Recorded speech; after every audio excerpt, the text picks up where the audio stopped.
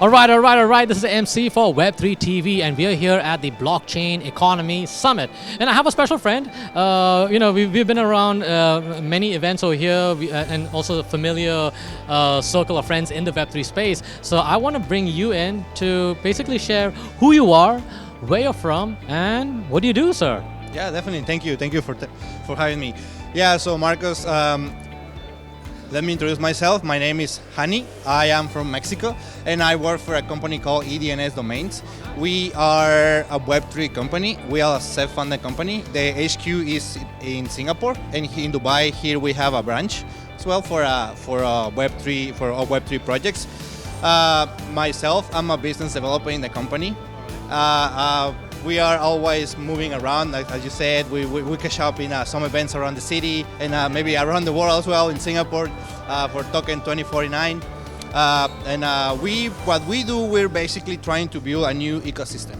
It's our ecosystem, our own ecosystem, EDNS ecosystem. So I would say our first product are Web3 domains. So basically the name we promote it as your digital identity in the Web3 space.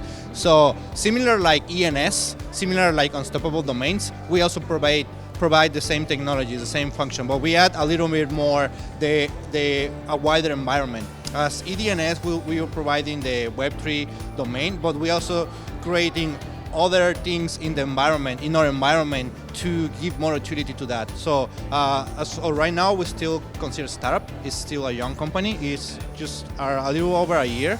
We have the Web2 domains, and recently we released a new product that we call it. This is called D-Drive, and it's a decentralized storage aggregator, where we are combining Web2 technology with Web3 technology for users to come in and store their files. So if you're a creator, if you're a developer, and you have a traditional Web2 project or a traditional Web3 project, you can store your files with us in our aggregator. What we do is like you come in, you have a couple of options. You can use Web2 storage options, like if you're using cloud. You can use AWS, you can use S3 from AWS, you can use the storage option from Alibaba Cloud to store your files. And you can also use Web3 storage. Web3 storage like Filecoin, IPFS. So we provide, you come to us and we give you all these options for you to do that. And also soon we're gonna get a little more into the fintech space as well. We're actually working in a offer for like a crypto credit card for pretty much everyone to get on board with us as well. This is a new thing. We're gonna be releasing it this month actually. At the end of this month or beginning of next month, we're gonna put some marketing in, and we also wanna provide Web3 hosting for a Web3 builder for people who want to come into the Web3 space, either current builders, people who already know, or people who doesn't know. We're gonna provide the easier tools for them to come in, create, or host also their projects in our ecosystem. Then there are other things coming as well in our roadmap, but there's gonna be a little bit slower and slower, coming in. Yeah, but pretty much it's like that so far. No, that's cool. Thank you for giving us this kind of holistic picture of what EDNS, and you got the one cloud solution, and also I love the credit card idea. I think that's still, I think payments is still this big gap in the marketplace. So I'm glad you brought that up. So definitely curious to see what you guys are working with, getting it implemented. But hey, I got to ask you this a fun question. You've been in the crypto space, so I got to ask you this: are we in a bear market or are we in the bull market? This is not financial advice. This is just personal opinion. Don't get it twisted, y'all. Anyways, please, Hani, go ahead. Yeah, so in this, I can tell you my very personal opinion. Again, it's not financial advice. I'm a business developer. I've been working in the traditional space, Web2 space, and a Web3 space recently for the Web2 space pretty much my whole professional life. On the Web3 space, maybe the last 3 years, 2.5. I'm more on the business development side, but I also involve myself with fintech, a little bit trading. My personal opinion, it is like the market still maybe a little bit down, maybe still a little bit bearish, but I think we're better than before right now, and we're going forward into more like a bullish form. So I will say that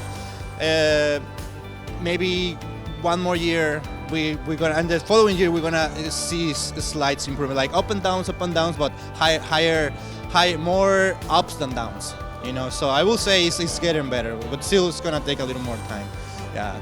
No, hey, that's awesome. Hey, no, thank you for sharing your thoughts. That's pretty cool. So, anyways, just one last question before you go. We got a lot of new people coming into the Web3 space. I know you're dealing with a lot of people who are from the Web2 side. They are looking into the Web3. So I'm sure you have a lot of advice, but what would be the one advice that you want to give to someone who's in the Web2 space entering into our Web3? What that advice would be?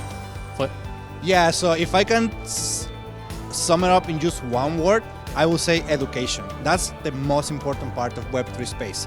So now let me expand a little bit on that. A lot of, when I mean education, I don't mean like you need to start to learn Web3. From Web2 space, you will have a lot of savvy guys on the tech space. That there could be traditional IT guys, traditional people who've been working on the Web2 for the whole professional life, and they're expert in their area. But when you talk about blockchain technology, when you talk about crypto, or you talk about fintech, these are, you will say, kind of new stuff. I will say for a lot of people who have been pretty much stay in the traditional space for their whole professional life. So in my area of work, I find a lot of people like that because I sell Web3 projects, right? I sell Web3. And I try to onboard users to them, either technical guys or non-technical guys, companies. It is a lot of times it's like, okay, I've been working in IT my whole life for the last 20 years, but I don't know what is Web3. I don't know what is blockchain. I know Bitcoin, I know Ethereum, but I don't know what's all the background, all the infrastructure, So in this part, it comes back on that education, because it is.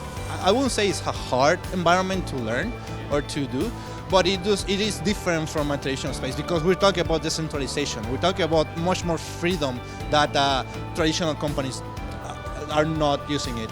For every company, any pretty much company like Facebook or you have Amazon, you have all these big companies, tech companies, non-tech companies. They're centralized. It's a centralized system. In the Web3 space, the idea of Web3 is to be decentralized, to have the freedom to do a lot of different things, and that's why blockchain come in. Blockchain, all the cryptos come in as well. So yeah, I will say that education will be the number one. So people will need to put the hours to understand the difference between these two and how to onboard on them. But again, it's not rocket science. People can do it. Awesome. Hey, Hani, thank you so much for the advice. I think, definitely agree with it. I think education is important. And as someone in the space, you're a developer and an educator. So, hey, first of all, thank you so much for your service in the Web3 space. Really appreciate it. So, Hani, we got to go. Fam, if you want to learn more about EDNS, we'll definitely put the links below. So, y'all be good. Y'all be safe. We'll talk to you soon. Bye for now.